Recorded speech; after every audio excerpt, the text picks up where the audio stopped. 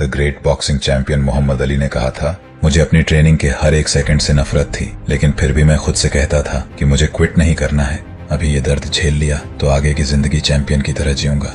लेकिन आज के समय 100 में से 90 लोग बहुत जल्दी गिव अप कर देते हैं और फिर सारी जिंदगी खुद को लूजर और नाकामयाब इंसान की तरह देखते हैं। सोचो कि अगर उन लोगों ने गिव अप करने से पहले मोहम्मद अली की तरह सोचा होता तो उनकी जिंदगी कितनी अलग हो सकती थी। हम सबकी जिंदगी हर स्थिति में सिर्फ एक निर्णय पर निर्भर होती है और वो निर्णय तय करता है कि आपको अपनी जिंदगी पॉजिटिविटी और सेटिस्फैक्शन से जीनी है या फिर नेगेटिविटी में। अगर आप नेगेटिव महसूस करते हैं और सोचते हैं कि आप एक लूजर हैं तो निर्णय लें और कुछ समय के लिए गायब हो जाएं। सारे शोर, उम्मीदें और तनाव को पीछे छोड़ दो और फिर एक मजबूत और असली रूप में वापस आओ। आज की दुनिया में गायब होने का मतलब हवा में गायब होना नहीं है, ये एक कदम पीछे लेने, अपनी जिंदगी को फिर से आंकने और एक नए रूप में वापस आने का तरीका है। आज हम इसी तरीके को कैसे अप्लाई करें और कैसे रोज प्रैक्टिस करें, इसके बारे में बात करेंगे। नमस्ते और स्वागत है आपका इकोज ऑफ इटर्निटी में। आज हम एक ट्रांसफॉर्मेटिव जर्नी एक्सप्लोर करेंगे, how to disappear and transform yourself. और ये सारे तरीके हमारी हिंदू संस्कृति से ही प्रेरित हैं, जो आपको अपनी लाइफ और आइडेंटिटी वापस पाने में मदद करेंगी। शुरू करने से पहले अगर आप इस चैनल पर नए हैं तो कृपया सब्सक्राइब बटन जरूर दबाएं। हम नियमित रूप से अनोखी सेल्फ इम्प्रूवमेंट स्ट्रेटजीज शेयर करते हैं जो आपके पर्सनालिटी और लाइफ को ट्रांसफॉर्म कर सकती हैं। चलिए शुरू करते हैं। Number 1, disconnect to reconnect. कभी कभी हमें अपने करंट एनवायरनमेंट से डिस्कनेक्ट होना पड़ता है ताकि हम अपने असली रूप से रिकनेक्ट कर सकें। भगवद गीता में भी भगवान कृष्ण ने अर्जुन को अपने ध्यान और शांति के लिए सेल्फ रिफ्लेक्शन और मेडिटेशन का महत्व समझाया। सोशल मीडिया और अनावश्यक डिस्ट्रैक्शन से दूरी बनाइए। ये मत सोचिए कि अगर कुछ समय आप अपनी क्रश, गर्लफ्रेंड या दोस्तों से दूर रहेंगे तो किसी की जिंदगी में कुछ फर्क पड़ेगा। हम अक्सर खुद से ज्यादा दूसरों के बारे में ही सोचते रहते हैं। ऐसे करने से आप खुद के लिए समय निकाल पाएंगे और अपनी प्रॉब्लम्स के बारे में समझकर उसका सॉल्यूशन निकाल पाएंगे। हर दिन कुछ घंटे बिना फोन और इंटरनेट के बिताने की कोशिश करें।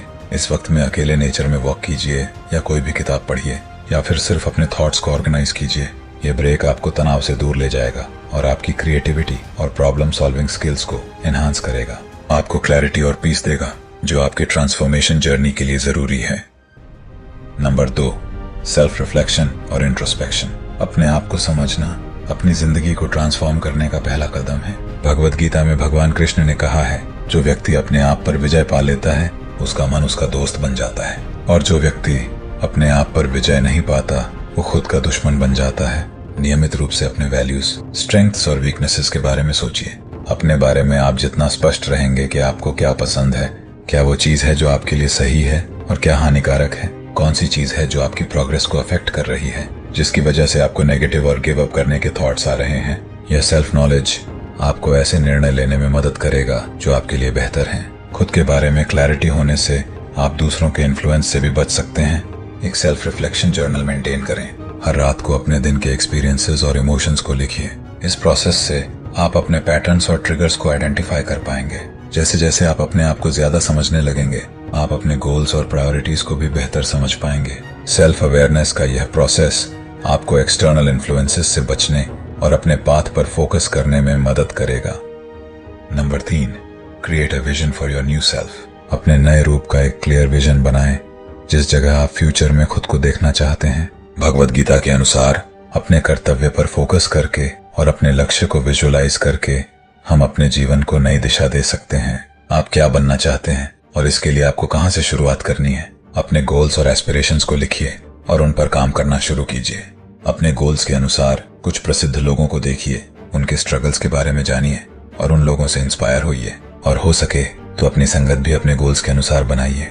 यह तरीका आपको मोटिवेटेड रहने में मदद करेगा और आपकी प्रोग्रेस में भी सहायक होगा। विजुअलाइजेशन एक पावरफुल टूल है। हर सुबह 5-10 मिनट निकालकर अपने फ्यूचर सेल्फ को इमेजिन करें। देखें कैसे आप अपने गोल्स अचीव कर रहे हैं, कैसे आपकी जिंदगी बदल रही है। ये प्रैक्टिस आपको मोटिवेटेड और फोकस्ड रखेगी।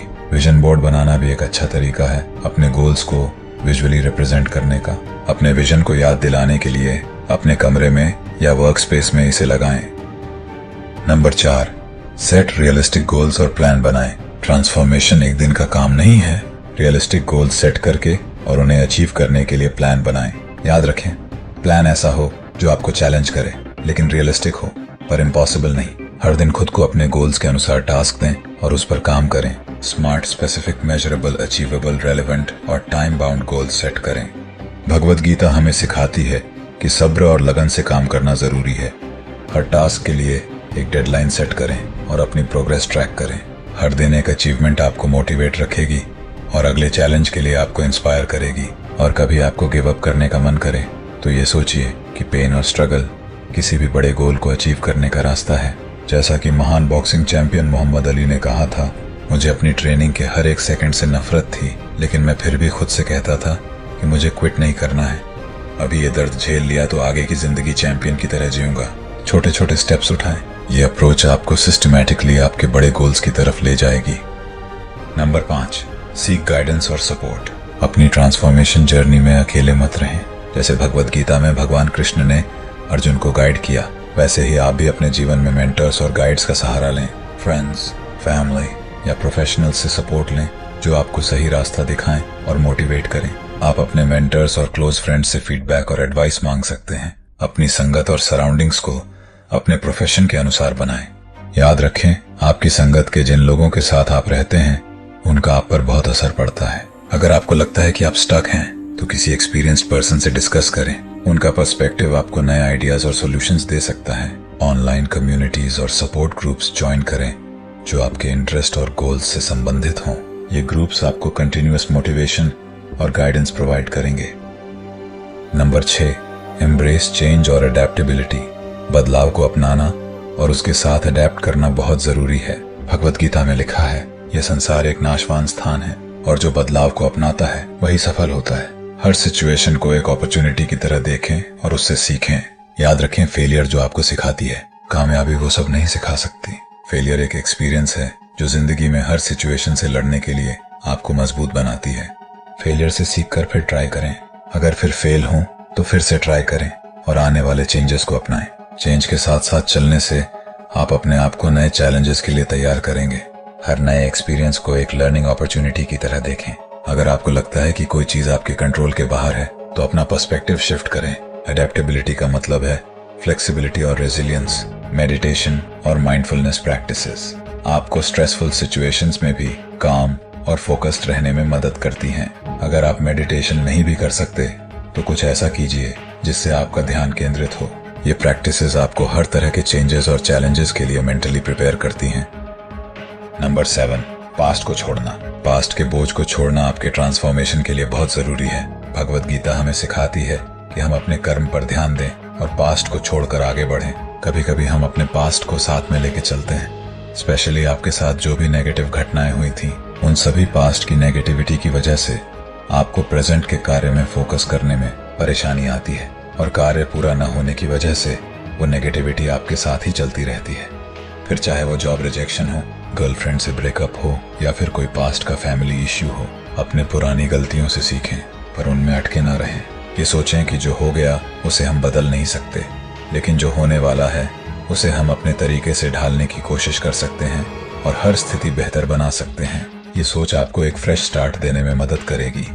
आप अपने अतीत को छोड़ने के लिए फॉरगिवनेस प्रैक्टिस कर सकते हैं। अपने आप को और दूसरों को माफ करना सीखें। अपने अतीत के अनुभवों को एक लर्निंग टूल की तरह इस्तेमाल करें। एक जर्नल मेंटेन करें जहां आप अपने अतीत की गलतियों और उनसे सीखे पाठ को लिखें। ये प्रैक्टिस आपको इमोशनली फ्री करने में मदद करेगी और आपके ट्रांसफॉर्मेशन प्रोसेस को एक्सेलरेट करेगी। नंबर 8, शारीरिक स्वास्थ्य और भलाई पर ध्यान दें। अपने शारीरिक स्वास्थ्य का ध्यान रखना भी ट्रांसफॉर्मेशन का एक महत्वपूर्ण हिस्सा है। योग और मेडिटेशन जैसे प्रैक्टिस अपनाएं जो आपके शरीर और मन को बैलेंस में रखें।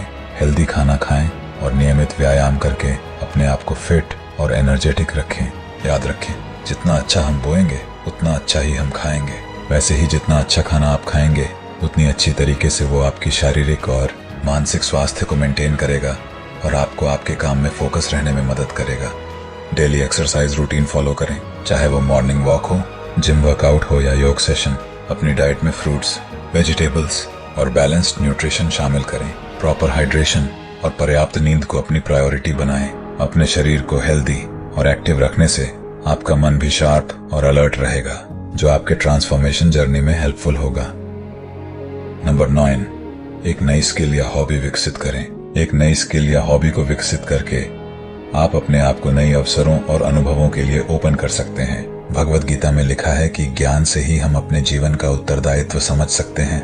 हम जो भी करते हैं उसका अनुभव हमें और भी कई सारी चीजों में मदद करता है, हालांकि वो काम एक दूसरे से बिल्कुल मेल न खाता हो। कोई भी फिजिकल हॉबी आपकी एंड्योरेंस को बढ़ाती है और वो एंड्योरेंस मेंटली और फिजिकली आपके दूसरे काम में भी इस्तेमाल होती है बिना आपको पता चले। सीखना और ग्रो करना आपके ट्रांसफॉर्मेशन जर्नी का एक महत्वपूर्ण हिस्सा है। आप किसी नई भाषा सीखने, म्यूजिकल इंस्ट्रूमेंट बजाने या कुकिंग क्लास ज्वाइन करने जैसे एक्टिविटीज कर सकते हैं। ये एक्टिविटीज आपको मेंटली एंगेज रखती हैं और नकारात्मक विचारों और अतीत को भी दूर रखती हैं और आपको पर्सनल सेटिस्फैक्शन देती हैं। हर नई स्किल से आपका कॉन्फिडेंस बढ़ता है और आपको नए लोगों से मिलने का मौका मिलता है। यह आपके ओवरऑल ग्रोथ और डेवलपमेंट के लिए बेनिफिशियल है। नंबर 10, छोटे छोटे विंस और प्रगति का जश्न मनाएं। अपने छोटे छोटे अचीवमेंट्स को सेलिब्रेट करना ना भूलें। भगवद गीता हमें सिखाती है कि हर छोटी छोटी चीज का महत्व है। अपने प्रगति को एक्नॉलेज करें और उस पर खुशी मनाएं। अपने डेली के टास्क के लिए एक छोटा सा रिवॉर्ड सोचें। यह आपको मोटिवेटेड और पॉजिटिव रखेगा। ह्यूमन नेचर का उपयोग करके स्मार्ट वर्क करें, इससे आपकी कंसिस्टेंसी भी मेंटेन रहेगी। हर छोटी अचीवमेंट पर खुद को रिवॉर्ड करें।